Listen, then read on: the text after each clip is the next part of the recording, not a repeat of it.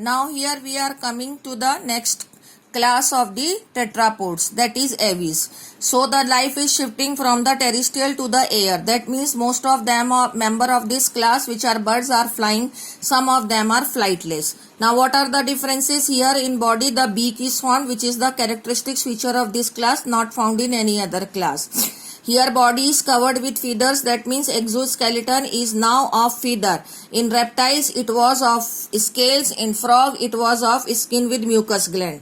Here skin is again dry and glands are only the oil gland is there at the base of the tail.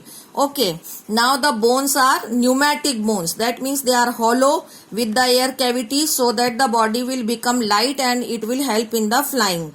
Now in their alimentary canal or in their digestive system for the storage of food, there is one organ present called crop, and one more organ is present called gizzard, which help in the crushing of the food. Okay. Then here again single occipital condyle with 12 pairs of cranial nerves is there, as it was there in reptiles also. But now again the point of difference, that is warm-blooded animals. Warm-blooded, that means they cannot change their temperature according to the environmental temperature. Their heart is four-chambered. Previous two classes were cold-blooded. Warm-blooded started from aves only. Previous classes were three-chambered heart, but here the four-chambered heart is there. Respiration by lungs, sexes are separate, fertilization is internal, and oviparous direct development is there. The point of difference is that four-chambered heart, warm-blooded, crop and gizzard, bones are pneumatic.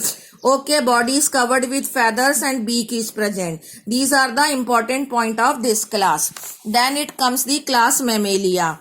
So we have to see the difference point of the class Mammalia with other classes. Their habitat is various. They are there in ice caves, deserts, mountains, forests, grassland, dark caves, everywhere. Some of them are aquatic, some of them are flying, some of them are arboreal, some of them are terrestrial, like that.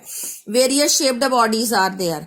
Then their skin, exoskeleton is made up of skin with hair. Hair is the most important characteristics which is not present in any other class. Mammary gland is another most important characteristic that produces the milk to feed their young ones, which is not present in any other class. Two pairs of limbs are there. Four limbs are, we generally call them in human being if we'll talk, then hands and hind limbs, to which we call legs. But in all other animals they are called as forelimbs and hind limbs. Their heart is four-chambered as it was there in aves. They are warm-blooded, aves were warm-blooded. But they are viviparous, they give birth to the young ones. In no class, other class, the young ones are, young, all other were oviparous, but they are viviparous. Young ones are formed by the member of the class Mammalia only. Ear pinna is present in this class, which is not present in any other class, external ear. Diaphragm is present, that is a partition between the thoracic cavity and abdominal cavity. So these are where the tick are there. They are all the important points. Point of differences are there from other classes. Again their sexes are separate, fertilization is internal and development is direct.